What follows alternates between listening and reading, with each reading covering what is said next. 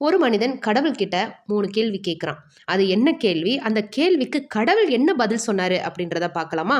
யார் மனதையும் புண்படுத்தக்கூடாது அப்படின்னு நினைக்கிற ஒரு மனிதனை எல்லாரும் சேர்ந்து ஒதுக்கி அவனை கஷ்டப்படுத்துறது ஏன் அப்படின்னு சொல்லிட்டு கேட்குறான். 2வது, உண்மையான காதலும் உண்மையான நட்புக்குரிய மரியாதையும் உள்ளவர்கள் இறுதியில உண்மையான அன்பு கிடைக்காம தனிமையில் விடப்படுறது ஏன்? 3வது, மற்றவங்களுக்கு உதவணும் அப்படின்னு நினைக்கிறவன் இறுதியில ஏமாத்தப்படுறதுக்கான காரணம் என்ன?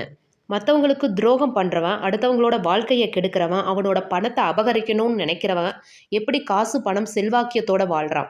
நல்லது பண்ணணும்னு நினைக்கிறவன் ஏன் கஷ்டப்படுறான்? அதுக்கான காரணம் என்ன அப்படின்னு சொல்லிட்டு கேட்குறாங்க.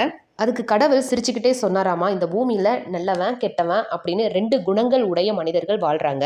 நல்லவன் இந்த பூமியில் வாழக்கூடிய காலங்களில் செல்வமின்றி அன்பு இன்றி அனைவராலும் ஒதுக்கப்பட்டு வாழ்கிறான். அப்படி வாழக்கூடியவங்க இறுதியில் தன்னோட திருவடியை சேர்ந்து முக்தி அடைவான். ஆனால் தீயவர்கள் உலகம் என்னும் மாயையில் சிக்கி தன்னை சரணடையாமல் மீண்டும் மீண்டும் பிறவி எடுத்து மீண்டும் மீண்டும் துன்பத்தையே அனுபவிப்பார்கள். அப்பதான் அவனுக்கு புரியுது நல்லவங்க கஷ்டப்பட்டாலும் இறுதியில் இறைவன் திருவடி சேர்ந்து முக்தி அடைவார்கள் அப்படின்னு சொல்லிட்டு.